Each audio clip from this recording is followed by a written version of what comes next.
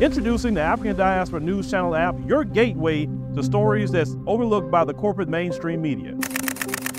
And we serve as the voice to the Tuba Black community. Again, we got Dr. Candace Matthews. A lot of these documents, looking at. We are committed to informing and educating through the power of media. This country is supposed to be about the land of the free for all. It has not been free for Black people, and we are tired.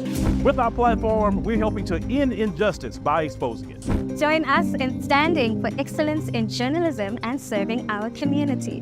Download the African Diaspora News app today. A viral incident involving Black students being given bags of cotton in a social science class causes controversy.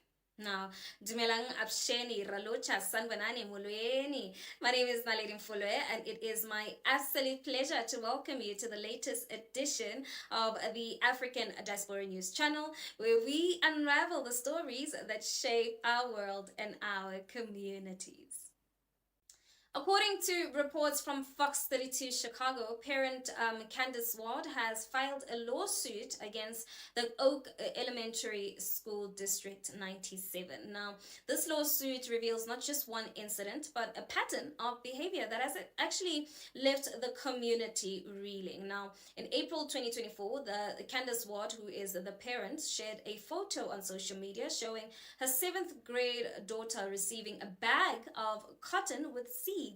This was an incident that many perceived as not only inappropriate, but also racially insensitive. And alarmingly, it appears that only Black students were actually given this material, which raises serious concerns about the intent and implications of such an act. It was dirty, like a dirty bag of cotton. She let us pick it for the rest of or clean it for the rest of the class period. At first, 13-year-old and Percy Julian Middle School student Autumn Shelton says she didn't fully understand the significance of the cotton until she brought a bag of it home to her mother.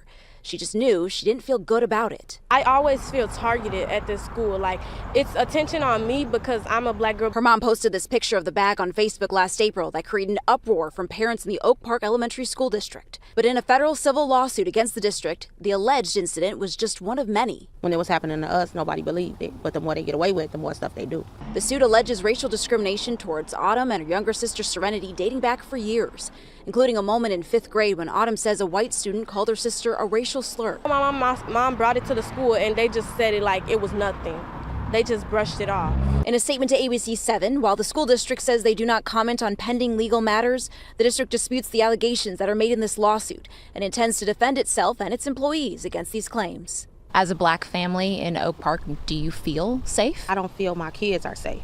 The single mom of 4 says it would be financially difficult to move out of the school district, but even more difficult keeping her daughters strong, who she says has had anxiety and self-harming thoughts. The district needs to be held accountable. While Candace puts up a fight in court, Autumn says she's leaned on her mom for support, learning to walk into school with her head held high, as she says, kill them with kindness.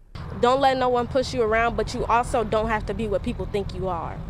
Candace Ward and other parents are expected to address the issues of racism at tonight's school board meeting. I personally find the situation deeply troubling. I mean, it shows how educational institutions can sometimes perpetuate harmful stereotypes rather than foster an inclusive and safe learning environment. And cotton, right, which is a material with a very complex and painful history tied to slavery and exploitation, should never be trivialized in a classroom setting.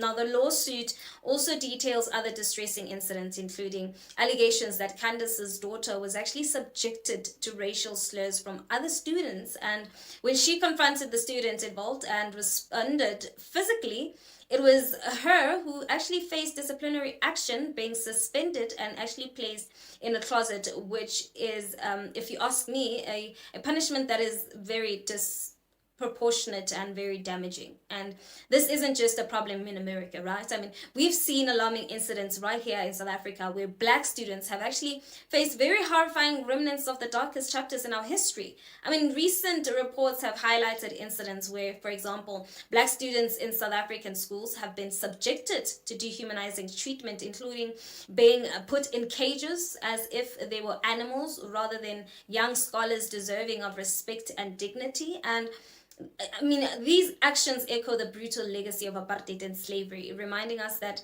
the scars of our past are still very much present in our educational institutions. And this is not just about one incident. It reflects a culture that needs to actually be challenged and changed.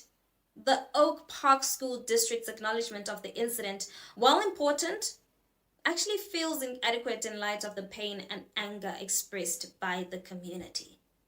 And it actually pains me to witness these incidents. I mean, schools should actually be sanctuaries of learning and growth, not places where students feel unsafe or marginalized because of the color of their skin.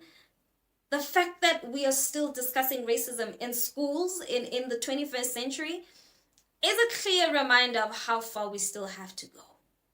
Now, racism is a global issue that actually requires a united front to combat.